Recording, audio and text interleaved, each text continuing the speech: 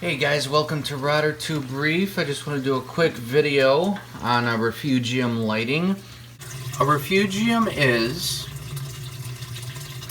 Chiedo, which is the green stuff. It's a form of algae, and it's sitting on a bed of 1-inch miracle mud, which is kind of pricey, but it's really great. The idea behind a refugium is it captures all the fish waste. The objective is to have this whole DIY sump filled with the Chiedo. It's going to grow. Now, the Chiedo lives by lighting it. They have refugium lighting, but I'm just using this by Home Depot. A lot of people just use these reflectors, really cheap, for like $4. So it's going to be daylight. Some people say to leave it on 12 hours at night, 12 hours off during the day. I leave it on all the time. No big deal. Also, the refugium is going to feed off nitrates in your tank. Nitrates are bad, so that's really good. So it's going to get rid of the nitrates in your water. And it also houses the copepods and the amphipods. Those are the tiny little bugs that feed on phytoplankton and the detritus, which is fish waste and uneaten food. These little tiny bugs that a lot of newcomers to the hobby, they see in their tank and they freak out and they say, "What are all these bugs crawling on my sand and my rocks?" Well, they're very good for your tank.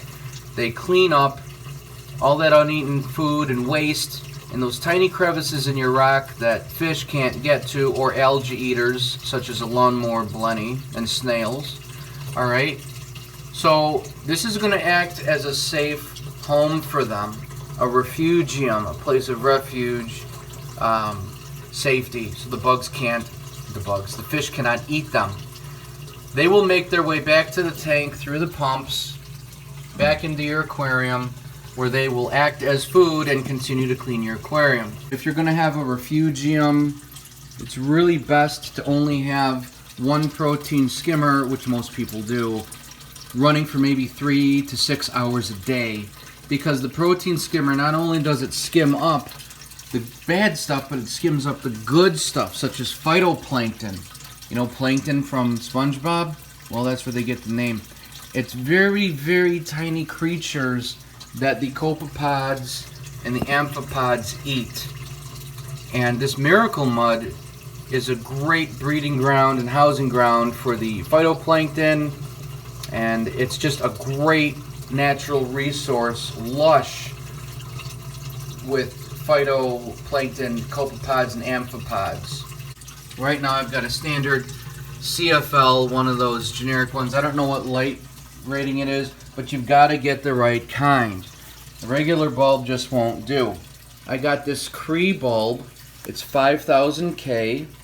It emulates sunlight. I was going to go with 100 watt. I got the 75 watt for now. And it only costs like $1.23 per year, they say. Alright? But the 5,000 is important. You want to get between 5,000 and 6,500. That's 6,500. So 5,000 to 6,500 K. You're going to see 2,700 K. You don't want that because that's not going to emulate the sun, which means the refugium won't grow. Of course, there's some salt residue on the bulb. Be careful when working with electrical and water, especially salt water is an excellent conductor of electricity. Please be careful, everybody. Aim it down at the refugium, power it on. Yeah, that's brighter. And it's got more of a yellow tone to it, I can tell right away. By having this refugium going, it also balances your pH, increasing your pH in your aquarium when it's running at night. The light being on, that is. So that's it. Any questions or comments, please post below. Make sure you check out the video description for all the links to the things that I use in this aquarium. My goal is to build this refugium up really huge, even in the other sump, and then maybe ultimately remove the protein skimmer. So I'm just using a refugium for filtration and biological filtration. Thanks for watching, and I'll see you guys in the next video.